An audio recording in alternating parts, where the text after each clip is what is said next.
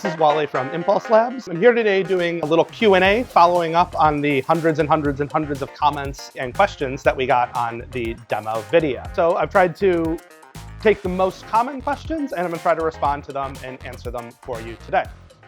First question, how long does the battery actually last over the life of the product? That's a great question. We get it a ton. The Impulse Cooktop uses a lithium iron phosphate battery. That chemistry is a bit different from what you have in your laptop or your smartphone. And we chose it for a couple reasons. One, it is a much more stable, long-lasting battery design. This battery is rated for 80% capacity over 10 years. Two, it operates at lower temperatures and it's much more stable chemistry. So it's not going to heat up your kitchen and it's going to be, safe to be used in an installed appliance. Second question, how long can I cook on just the battery? So that obviously depends on what you're cooking. Typically meals that I cook at home for 4 people, I'm using 20 to 25% of the battery per meal. What you're actually cooking matters a lot. It takes a ton of energy for a brief period of time to bring a pot of water to boil. If you're putting 10 kilowatts in a pot of water, it's going to take you between 30 and 200 seconds, depending on the volume of water, to get that up to a boil. But once you're maintaining the simmer, it's only going to take you 800 watts or maybe a kilowatt to maintain that boil over time. Same thing goes when you're preheating a pan. It might take 1, 2, 3 kilowatts to preheat that pan to 300, 400 degrees Fahrenheit, equivalent to medium or high. But it's only going to take maybe 300 watts to maintain that temperature once it's there. So what does that mean in practice when you're actually cooking? It means that if you're cooking on just battery alone, your stove is not actively charging. Maybe you've set it to scheduled to charge at nighttime when energy is cheaper. Maybe you're using 20, 25% for say pasta and, chicken or something like that. If your stove is plugged in and is actively charging, you might actually end your cooking session with a higher state of charge than you began with, because in that example I gave of holding a pot of water at a simmer and maybe pan frying some chicken breasts, that might be pulling 1.3 kilowatts, holding the simmer at 1 kilowatt, holding the pan at medium high at 300 watts. If you're on 120 volt, you're charging at 1.5 kilowatts. So you're actually gaining state of charge during that cooking session. Okay, will Impulse make a version without a battery? Short answer to that is no. The battery is central to how this system performs. You're always cooking off of the battery, not off of the wall. And the battery allows us to deploy a lot more power than you can get from your wired connection alone. What happens when the battery eventually wears out and needs to be replaced? That's a great question. The Impulse battery comes with a 10-year manufacturer warranty. So if anything goes wrong in the first decade, we will replace the battery for you at no cost. If it's 2036 and you need a new battery, we've designed the cooktop so that replacing it is easy and affordable. The battery pack hangs below the cooktop on these bolts and then attaches with a single removable screw. To swap it out, you simply remove the screw, pull the battery pack out, slide a new one in, and reattach. We are not a razor company. We're not trying to get you with surprise charges down the road. We want replacing the battery pack to be affordable. What's the real difference between a 120 and a 240 volt connection? For everyday cooking, there is no difference. Behind the scenes, a 120 volt connection at 12.5 amps will charge about 1.5 kilowatts per hour. 240 volt connection will charge 2. During normal cooking, even if you're not charging at all, you're only using 20-25% of the battery. But if you're doing some endurance cooking all day long, you could conceivably run into some edge cases at the very, in extreme situations. Here's one example. If you wanted to keep 4 stainless steel pans running at 482 degrees Fahrenheit, that takes about 1.73 kilowatts of power to maintain that pan temp on all 4 burners at the maximum settable temperature. That means if you're just charging at 1.5 kilowatts, draining at 1.73, you could keep it running on a 120 volt connection for somewhere in the ballpark of 5 or 6 hours. At 240, since you're charging at 2 and draining 1.73, you can keep it running indefinitely. I've not yet come up with a scenario where I would need to keep 4 pans at 482 degrees Fahrenheit for more than 5 hours, but if you have one, let me know in the comments. Next question. Can I keep cooking if the battery is dead? Short answer is you're always cooking off the battery and the battery will start charging if it's plugged into the wall once it falls below a reserve threshold that you are allowed to set. Now, the minimum that threshold can be set at is 30%. So once the battery hits 30%, it will start charging. After that, what will happen, say the stove is unplugged or the power is out, once you get down below about 10%, the stove will start managing the amount of power going to the burners to maintain battery life for as long as possible. If the battery has been detached or is somehow completely got to zero, you're not able to cook on it because you're always pulling energy from the battery for the cooking process.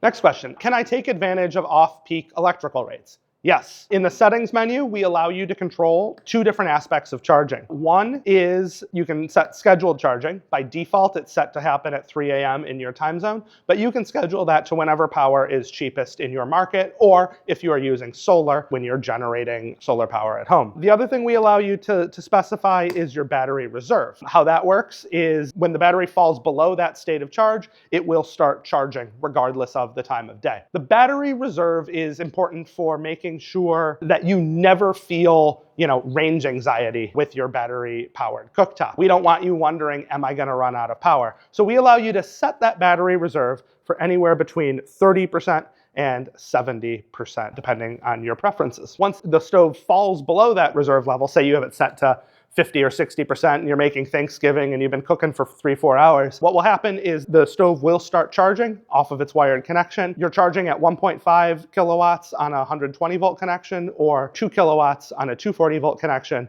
which in all likelihood is going to exceed your drain anyway, assuming you're not in the midst of bringing water to boil. All right, next question. Why is there a Wi-Fi connection required? Are you going to have subscriptions in the future? No, we have no plans to have subscriptions in the future. There is a Wi-Fi connection so that we can enable performance improving updates to the stove and make your product better over time. A couple examples of this we've already released is scheduled charging functionality, as well as refinements to the temperature mode tuning.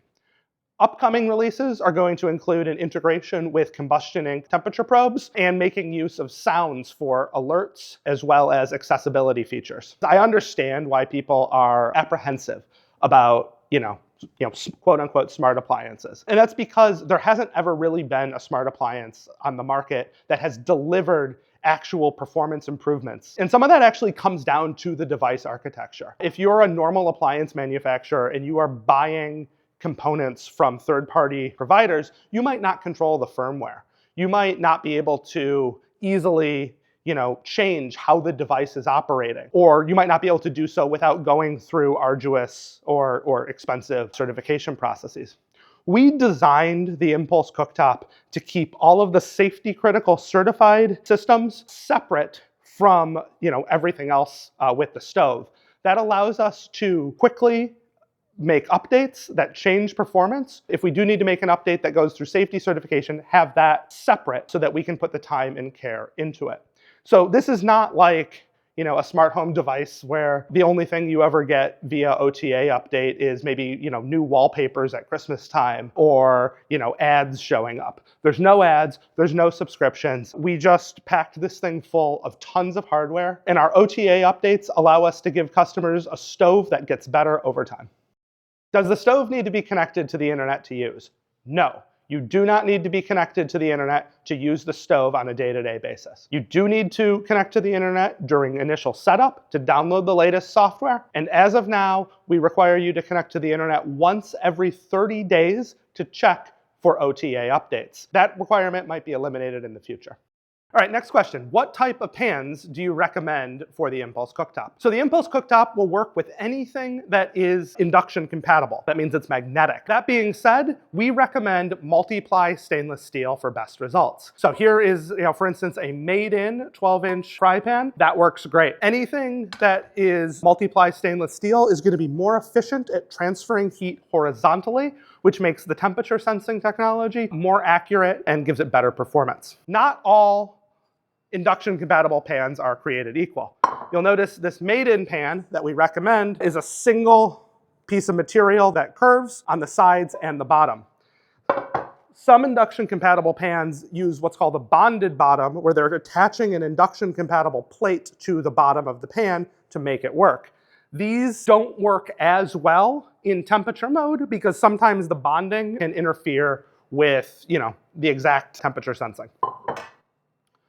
Other types of pans that we don't tend to recommend are ones that have elaborate patterns on the bottom of the pan. Since there's different pieces of metal in here, in this pan, there's circles, this center plate, and then an outer plate. That interferes with energy transferring horizontally across the bottom of the pan, and again, can make temperature sensing less accurate. Now let's talk about some pans we definitely don't recommend. If it's a copper bottom, it's not gonna work. It's not magnetic.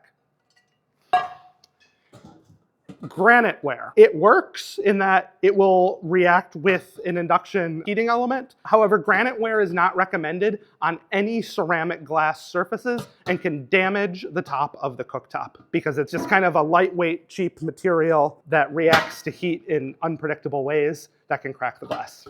You can test whether or not your pot or pan is going to work well by seeing if it's magnetic by using one of the knobs. If it sticks, and if it sticks strongly, it's going to work great. If it doesn't stick, it's not magnetic, and it's not going to work.